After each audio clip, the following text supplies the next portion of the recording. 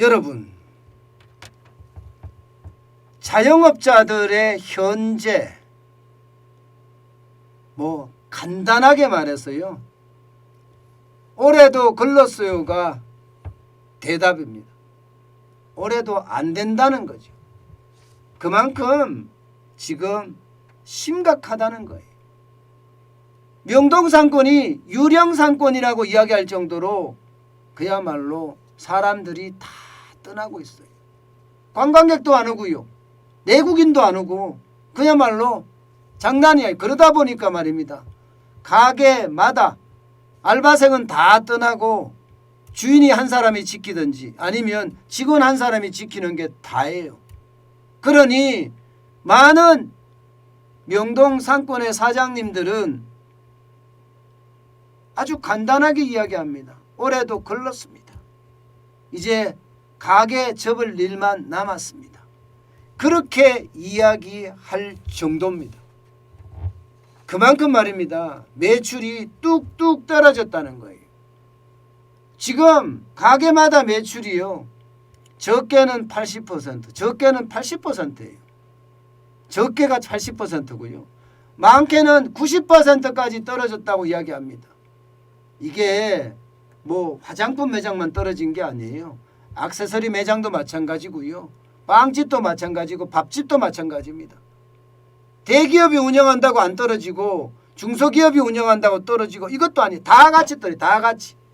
다 같이 뚝뚝 떨어지고 있습니다. 다 같이. 그러니 명동에 있는 사람들 마음이 어떨까요? 명동에 있는 상인들의 마음은요, 그야말로 뭐라고 해야 되나요? 애가 끊어진다고 해야 되나요?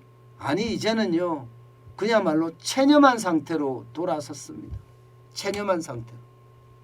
그만큼 말입니다, 명동 상권은 쉽게 말하면 박살났습니다. 이 사진에서도 보이시죠? 명동 상권이 진짜 박살난 것이. 예. 이게 네이처 리퍼블릭 한 곳만 지금 겨우겨우 살아있고요. 나머지 다 죽었어요. 나머지 다. 주변만 보면요. 실제로 말입니다, 상권도 보면 지난 3분기까지 47.2%가 망했거든요. 그런데 지난 4분기에는요, 중대형 상가 공실률이 결국 50%를 넘었습니다. 50.1%까지 갔고요. 소규모 상가 공실률은 50.3%까지 갔어요.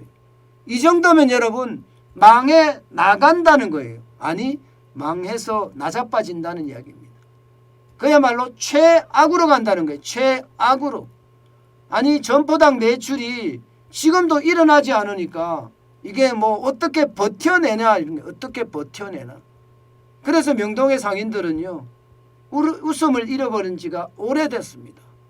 그만큼 상권 자체가 멸망했다, 이런 표현을 씁니다.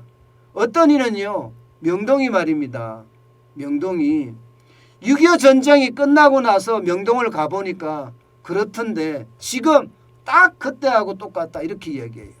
6.25 전쟁이 끝날 때처럼 명동이 좋지 않다는 이야기입니다. 최악이라는 이야기잖아요.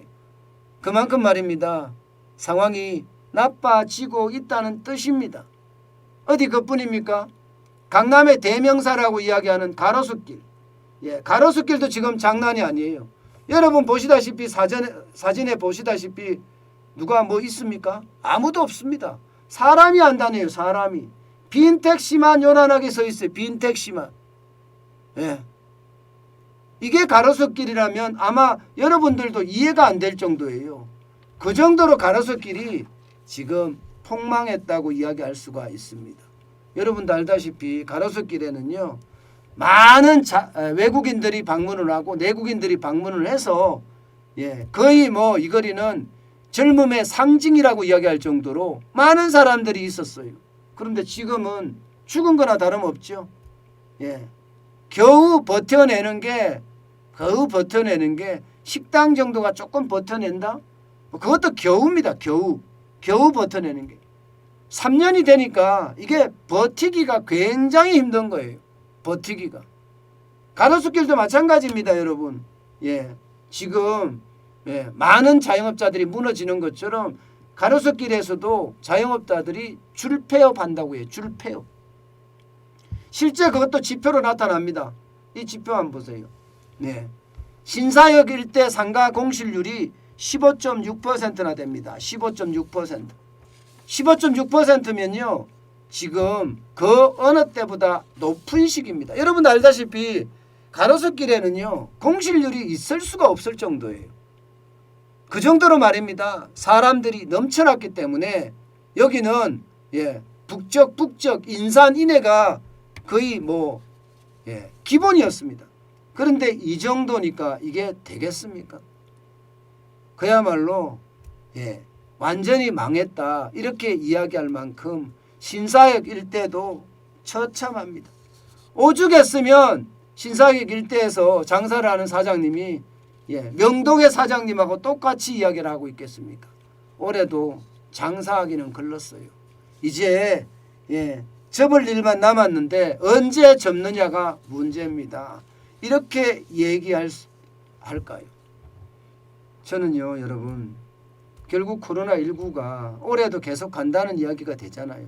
좋아진다 그런 뉘앙스는 많이 비치지만 여러분도 알다시피 오늘 신규 확진자가 엄청나게 늘어났잖아요. 지금처럼 늘어나면요 감당하지 못할 만큼 늘어납니다. 이런 상태에서 말입니다. 여러분 바닥경제는 어떻게 될까요? 바닥경제는 무너질 수밖에 없어요. 저는 경제가 좋아진다 하는 게 뭐가 좋아진다가 모르겠어요.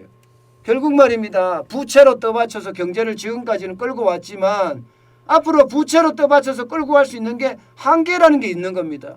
자칫 잘못하면요. 자칫 잘못하면 나라 부채만 엄청나게 늘어나게 됩니다. 이게 경제가 좋아질 수 있는 실물이 뭔가 회복이 될 수 있는 그런 근거들을 만들어내야 되는데 과연 그런 근거들이 있는지 저는 다시 한번 묻고 싶어요.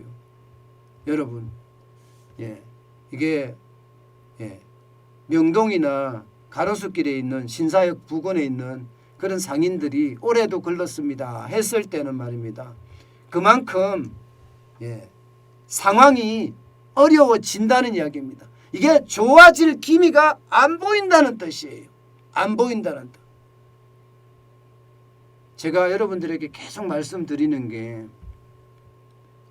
부채로 떠받쳐서 경제가 좋은 듯 보이지만 실물이 사실은 무너져서 이게 어느 순간 굉장히 나쁜 그런 하방 리스크가 있다. 하방 위험이 있다. 경제가 쑥 떨어질 수도 있다.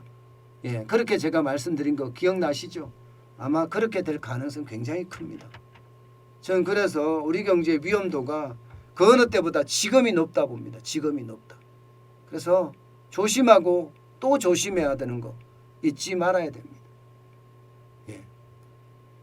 저는 늘 말입니다. 시장을 보면서 많이 놀라고 있어요. 부채가 떠받치는 성장 더 이상 불가능합니다.